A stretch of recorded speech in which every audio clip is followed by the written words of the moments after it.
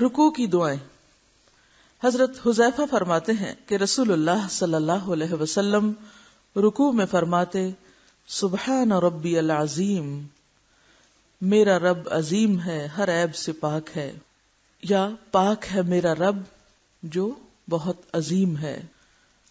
رسول اللہ صلی اللہ علیہ وسلم نے فرمایا جس نے رکوع میں 3 بار سبحان ربی العظیم کہا اس کا رکوع پورا ہو گیا، مگر یہ ادنا درجہ یعنی کم از کم تعداد ہے، یہ منیمم ریکوائرمنٹ ہے، کم سے کم، سب سے کم۔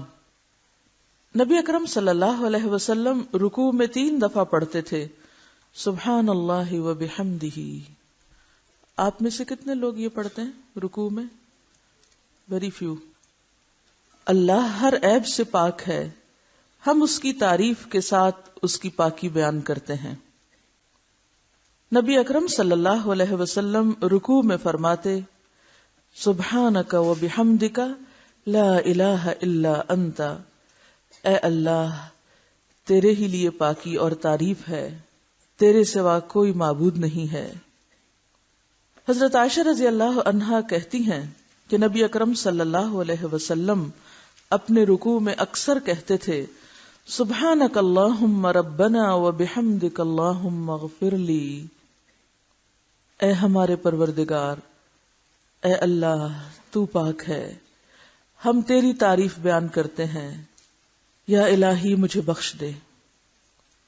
حضرت عائشہ رضی اللہ عنہا روایت کرتی ہیں کہ نبی اکرم صلی اللہ علیہ وسلم اپنے رکوع اور سجدے میں کہتے تھے سبوح قدوس رب الملائکۃ والروح، فرشتوں اور روح کا پروردگار نہایت پاک ہے۔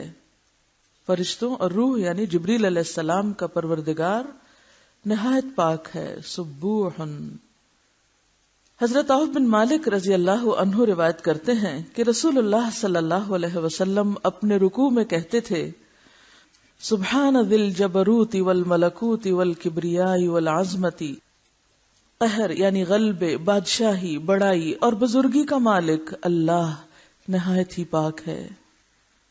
حضرت علی رضی اللہ عنہ سے روایت ہے کہ رسول اللہ صلی اللہ علیہ وسلم رکوع میں یہ پڑھتے اللہم لک رکعت وبک آمنت ولک اسلمت خشع لک سمعی وبصری ومخی وعظمی وعصبی، اے اللہ میں تیرے آگے جھک گیا، تجھ پر ایمان لایا، تیرا فرما بردار ہوا، میرا کان، میری آنکھ، میرا مغز، میری ہڈی اور میرے پٹھے تیرے آگے عاجز بن گئے۔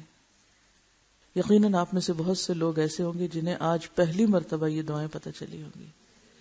اس سے ہم اپنی جہالت کا اندازہ لگا سکتے ہیں کہ ہم سنت کو کتنا جانتے ہیں۔ عمل تو پھر بعد کی بات ہے نا، عمل کے لیے تو جاننے کی ضرورت ہوتی ہے۔ پھر ہم شکایت کرتے ہیں ہماری نمازوں میں خشوع نہیں۔ خشوع اس لیے نہیں ہوتا کہ ہم تبدیلی نہیں کرتے، چینج نہیں کرتے، بس رٹے رٹائے جملے جو ایک دفعہ بچپن میں ماں باپ نے کسی مشقت سے سکھا دیے، بس انہی کو آج تک دہرا رہے ہیں 40 سال سے۔ اور آپ دیکھیے کہ جب انسان واقعی رکوع میں جھک کے محبت کے ساتھ اللہ کی ایسی پاکیزگی اور تسبیح بیان کرے، ہو سکتا ہی نہیں کہ نماز میں خشوع نہ آئے، یا دل نہ لگے، یا وہ لطف محسوس نہ ہو۔ تو اصل میں کمی ہمارے اندر ہے، اسباب ہم نہیں جانتے کہ وجہ کیا ہے۔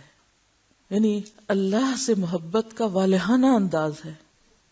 رکوع کے وقت جو ہمارے احساسات ہونے چاہیے، جو جذبات ہمارے اندر ہونے چاہیے، ان سب کا اظہار ہے ان دعاؤں میں۔